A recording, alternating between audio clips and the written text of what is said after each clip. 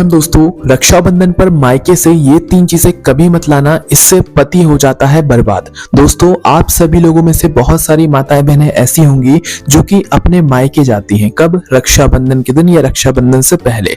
और रक्षाबंधन पे जब आप अपने मायके जाती हैं तो वहां पर आपके भाई आपकी भाभी कुछ ना कुछ आपको तोहफे में जरूर लेकर भेजते हैं और आप लोग भी कभी कभार अपने मन से कुछ चीज अपने मायके से रख लेती हैं और वो चीजें आप लोग क्या करती हैं, सीधे अपने ससुराल लेकर आ जाती हैं। पर हम आपको बता दें कि आपको रक्षाबंधन पर मायके से ये 3 चीजें कभी नहीं लानी चाहिए। अगर आप इन 3 चीजों को अपने घर पर लेकर आ जाते हैं तो भाई आपकी बर्बादी उसी दिन से होना शुरू हो जाती है, क्योंकि दोस्तों नियमों में ये 3 चीजें लाना बिल्कुल वर्जित माना गया है मायके से जो और रक्षाबंधन के दिन पर। ठीक है, तो इस वीडियो में हम आपको बताएंगे कि आपको कौन सी वो 3 चीजें हैं जो कि मायके से रक्षाबंधन के दिन भूलकर भी अपने ससुराल में अपने घर पर लेकर नहीं आनी चाहिए। ठीक है, बाकी कुछ चीजें ऐसी भी हैं जो कि आप लोग लेकर आ सकते हैं, पर उससे पहले हम आपको ये बता देते हैं कि भाई रक्षाबंधन के दिन आप लोगों को भूल से भी यहाँ पर भद्राकाल के समय में राखी नहीं बांधनी है। इसके अलावा हम आपको बता दें कि रक्षाबंधन के दिन हमेशा बहनों को ही अपने भाइयों के घर यहाँ पर जाना चाहिए राखी बांधने के लिए। भाइयों को बहुत ही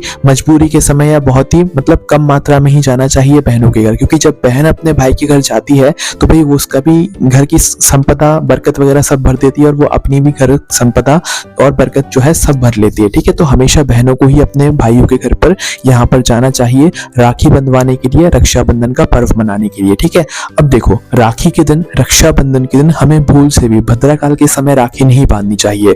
भद्राकाल आप लोगों ने बहुत जगहों पर ये नाम सुन लिया होगा और पिछले कुछ सालों में जो रक्षाबंधन आप मना रहे हो उस समय में भद्राकाल ने आपको बहुत ज्यादा यहाँ पर परेशान भी किया होगा।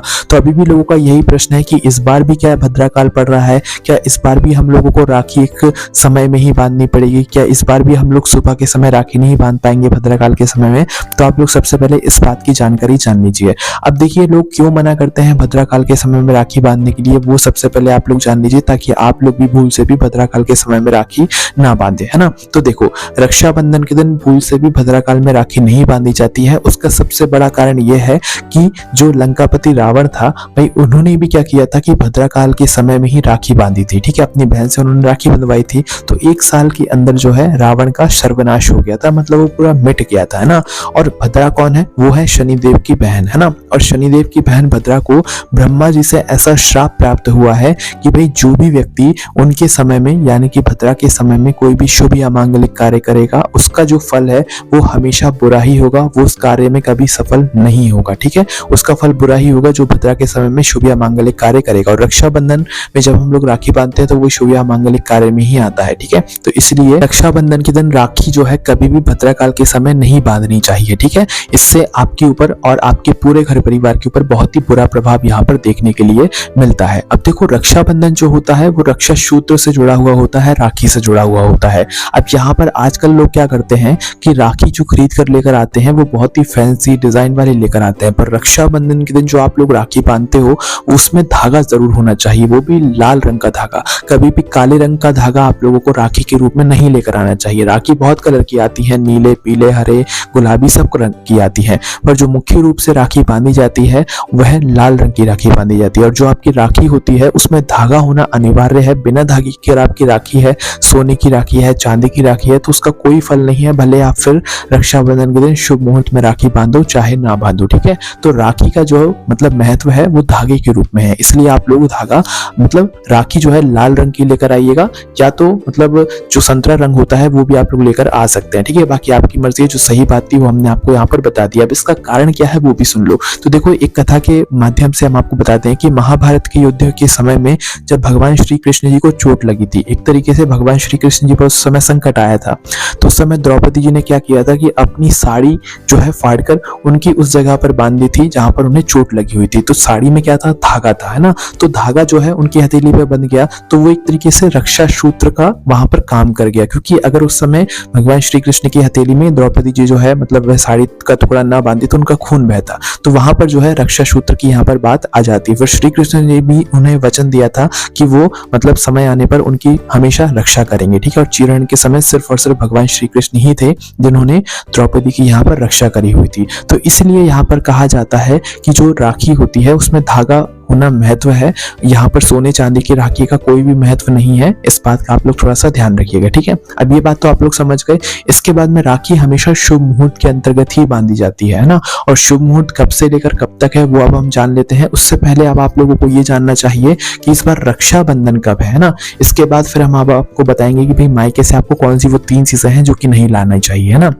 तो देखो, रक्षाबंधन हमेशा सावन महीने की पूर्णिमा तिथि के दिन मनाया जाता है। सावन की जो पूर्णिमा होती है उसी को हम लोग रक्षाबंधन यहाँ पर कहते हैं, ठीक है। और सावन महीने का जो आखिरी दिन होता है उसी दिन जो है रक्षाबंधन एक तरीके से मनाया जाता है, उसी दिन यहाँ पर पूर्णिमा मानी जाती है। तो इस बार जो सावन महीने की पूर्णिमा तिथि शुरू हो रही है या रक्षाबंधन की तिथि शुरू हो रही है वो शुरू हो रही है 8 अगस्त शुक्रवार की दोपहर को 2:13 से, और इसकी समाप्ति हो रही है 9 अगस्त शनिवार के दिन दोपहर को 1:24 पर, है ना। अब आप कहोगे कि भैया 8 अगस्त के दिन से तो यहाँ पर हमारी मतलब रक्षाबंधन की तिथि शुरू हो रही है और पूर्णिमा तिथि होती है रात्रि के समय में, चंद्रदेव रात्रि में दर्शन देते हैं, और इसके अलावा 9 अगस्त के दिन तक जो है हमारी पूर्णिमा तिथि रहने वाली। तो क्या इस बार 2 दिन रक्षाबंधन मनाया जाएगा? जी नहीं, बिल्कुल नहीं मनाया जाएगा। इस बार सिर्फ एक ही दिन रक्षाबंधन मनाया जाएगा, जो कि है दोस्तों 9 अगस्त। 9 अगस्त का दिन इसलिए क्योंकि उदया तिथि के अनुसार जो रक्षाबंधन मनाया जा रहा है, रक्षाबंधन की तिथि आ रही है वो 9 अगस्त शनिवार के दिन की ही आ रही है, क्योंकि 9 अगस्त के दिन दोपहर को 1:24 तक हमारी जो रक्षाबंधन की तिथि है ये रहने वाली है। अब 8 अगस्त के दिन की रक्षाबंधन आपको क्यों नहीं मनाना है वो सुन लो। सबसे पहले तो इसमें उदया तिथि के अनुसार यहाँ पर कोई नियम नहीं जुड़ रहा है, इस वजह से 8 अगस्त के दिन आप लोगों को रक्षाबंधन नहीं मनाना है। और दूसरी और सबसे महत्वपूर्ण बात की जो भद्राकाल का समय है वो है 8 अगस्त के दिन। 9 अगस्त के दिन रक्षाबंधन के दिन इस बार कोई भी भद्राकाल का समय नहीं है, ठीक है। तो 8 अगस्त के दिन है भद्राकाल का समय, इसलिए 8 अगस्त के दिन जो है आपको रक्षाबंधन नहीं मनाना चाहिए। पूर्णिमा तिथि आपको मानना है मान लो, पर रक्षाबंधन जो है मतलब नियमों में और शास्त्रों में भी ऐसा ही लिखा गया है कि उदया तिथि के अनुसार वाली जो रक्षाबंधन रहती है भाई वही सबसे ज्यादा सर्वश्रेष्ठ यहाँ पर मानी जाती है। तो इसलिए आपको रक्षाबंधन 9 अगस्त शनिवार के दिन ही यहाँ पर मनाना है। इस दिन बहनों को अपने भाइयों की कलाई पर राखी बांधनी। अब हम भद्राकाल के समय के बारे में जान लेते हैं, क्योंकि ये सबसे जरूरी बात है ना। अब देखो, भद्राकाल का जो समय है हमने आपको बताया कि 8 अगस्त के दिन लग रहा है, तो भद्राकाल का जो समय शुरू होगा वो 8 अगस्त 2025 शुक्रवार की दोपहर को 2:12 से शुरू हो जाएगा। मतलब कि जब से हमारी पूर्णिमा तिथि शुरू हो रही है, रक्षाबंधन की तिथि शुरू हो रही है, उसी समय से भद्राकाल यहाँ पर शुरू हो जाएगा, जो कि हर बार होता है, ठीक है।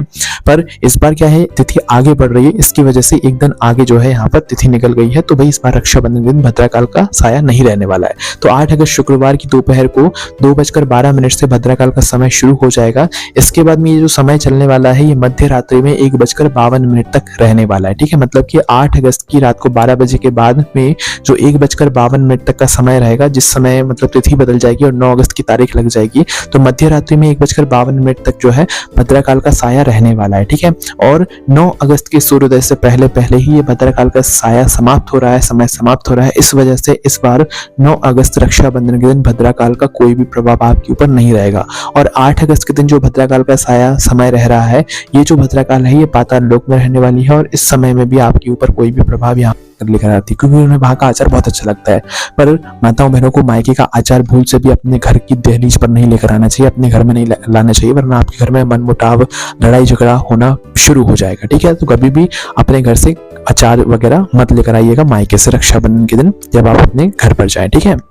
इसके बाद में तीसरी चीज है दोस्तों, कोई भी काले रंग की वस्तु। काले रंग की वस्तु अगर आप अपने मायके से कोई भी चीज लेकर आ रही हैं तो भाई ध्यान रखिएगा, ये आपके ऊपर बहुत बुरा प्रभाव डालेगा, ठीक है। तो मायके से कभी भी आप काले रंग की वस्तु, काले रंग की कोई भी चीज हो, काले रंग की चप्पल वगैरह कुछ भी हो, वो आपको नहीं लेकर आनी है अपने मायके से, है ना। इसके अलावा भाई भाई आपको कोई भी तोहफा वगैरह दें तो वो आप नेक वगैरह जो भी दें वो लेकर आ सकते हैं, उसमें कोई दिक्कत परेशानी है। बस इन 3 चीजों को छोड़कर आप कुछ भी लाएं, वो सारी चीजें यहाँ पर आप लोगों को यहाँ पर चल जाएगी, ठीक है। तो इस तरीके से दोस्तों आप लोगों को रक्षाबंधन मनाते समय इन सारी चीजों का ध्यान रखना है और रक्षाबंधन को अच्छे से मनाना है। रक्षाबंधन के दिन आप अपने घर में पकवान जरूर बनाइएगा, आप अपने घर में भी पकवान बनाइएगा, बाकी अपने मायके में जाकर भी खाइएगा, है ना। इसके अलावा जो है पकवान जो है खीर पूड़ी जरूर होना चाहिए, घर के भगवानों को भी आपको भोग लगाना है। इस दिन लहसुन प्याज का प्रयोग ना करें तो वो ज्यादा बेहतर रहेगा। शुद्ध और सात्विक भोजन इस दिन बनाना चाहिए, क्योंकि इस दिन मतलब जो दैवीय शक्ति होती है वो उनका प्रभाव इस दिन बहुत ही ज्यादा यहाँ पर माना जाता है। तो इस तरीके से आप लोगों को अपना रक्षाबंधन इस बार मनाना है। भद्राकाल इस बार आपको परेशान नहीं करेगा, और जो 3 चीजें थी मायके से ना लाने वाली वो हमने आपको बताई दी। बाकी आपको इन सभी चीजों का ध्यान रखते हुए रक्षाबंधन मनाना है। आप सभी लोगों को रक्षाबंधन की बहुत बहुत हार्दिक शुभकामनाएं। आप सभी लोग अपने भाई को कलाई पर इस दिन राखी जरूर बांधिएगा। कोई भी आपको परेशानी है आप हमसे कमेंट करके पूछ सकते हैं। हमारी वेबसाइट भोलेनाथ पर भी आप लोगों को ये सारी जानकारी पढ़ने के लिए मिल जाएगी। ओम नमः शिवाय, जय भोले बाबा, श्री शिवाय नमस्ते। श्री शिवाय नमस्ते।